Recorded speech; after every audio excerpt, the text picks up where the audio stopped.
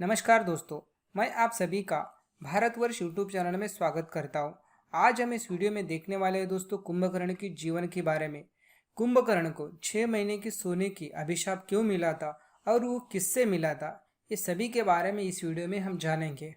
उससे पहले मैं आप सबसे एक रिक्वेस्ट करना चाहता हूँ, अभी तक आपने इस चैनल को सब्सक्राइब नहीं किया तो प्लीज़ सब्सक्राइब करें, ताकि ऐसे ही इंटरेस्टिंग और यूज़फुल वीडियोज़ मैं आपके लिए लाता रहूँगा। तो चलिए दोस्तों शुरू करते हैं कुंभकर्ण के बारे में। कुंभकर्ण रामायण कथा के मुख्य पात्र, जिन्हें हम रावण कहते हैं, उसका छोटा भाई था दोस्तों। और कुंभकर्ण के माता का नाम कैकसी थी, जो राक्षस वंश की थी, एवं उनके पिता विशर्व वो ब्राह्मण कुल के थे। कुंभकर्ण में माता और पिता दोनों के गुण विद्यमान थे। माता कैकसी जो राक्षस वंश की थी, उसके मन में सत्ता एवं शक्ति का लोभ रहता था, इसीलिए वे अपने पुत्र को पृथ्वी के स्वामी के रूप में देखना चाहती थी। और वही पिता विशर्व ब्राह्मण थे, जिनमें अपार ज्ञान एवं शालीनता थी, और वे उसी तरह से अपने पुत्रों को बनता देखना चाहते थे। माता पिता के अलग अलग स्वभाव एवं संस्कारों के कारण तीनों पुत्र रावण, कुंभकर्ण एवं विभीषण में दोनों के गुण निहित थे। तो रावण को राक्षसों के समान सत्ता का लोभ था, उसमें शक्ति का घमंड था, लेकिन अपने पिता के समान वो चारों वेदों में ज्ञानी था।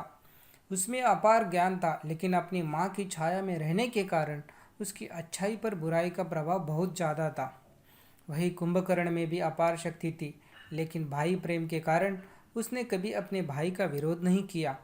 वही विभीषण पर पिता का छाया अधिक था, इसीलिए उसने सदैव अपने भाई रावण को सही और गलत का भेद समझाया। बाल्यावस्था से ही तीनों भाइयों ने कई प्रकार से विद्या ग्रहण की।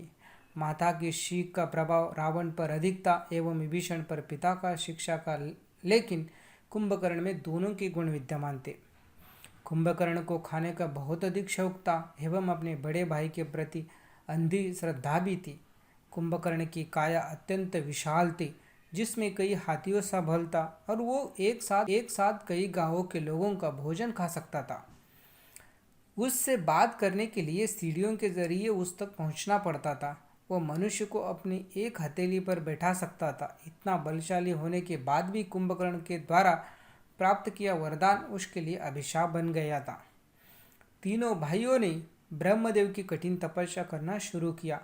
कुंभकर्ण के मन में स्वर्ग का आधिपत्य प्राप्त करने की मंशा थी, क्योंकि वो जीवन भर भरपेट भोजन करना चाहता था। उसकी इस इच्छा के कारण सभी देवगण चिंतित थे, क्योंकि अगर इसकी इच्छा पूरी होती तो संसार का संपूर्ण भोजन खत्म हो जाता था और सभी जगह त्राही त्राही मच जाती। इस समस्या के निवारण के लिए सभी ब्रह्मदेव के पास जाते हैं। तब माता सरस्वती इस समस्या का निवारण करती है। वो कहती है, जब भी कुंभकर्ण वरदान मांगेगा तो मैं उसकी जीवा पर बैठ जाऊंगी और वो बोल नहीं पाएगा। कुछ समय बाद ब्रह्मदेव कुंभकर्ण की तपस्या से प्रसन्न होकर उसे दर्शन देते हैं और उसे मनचाहा वरदान मांगने को कहते हैं। तब कुंभकर्ण जैसे ही इंद्रासन बोलने के लिए अपने मुंह खोलता है, उसके मुंह खोलते ही उसकी जीवा पर देवी सरस्वती बैठ जाती है और उसके मुंह से इंद्रासन के स्थान पर निद्रासन निकल जाता है।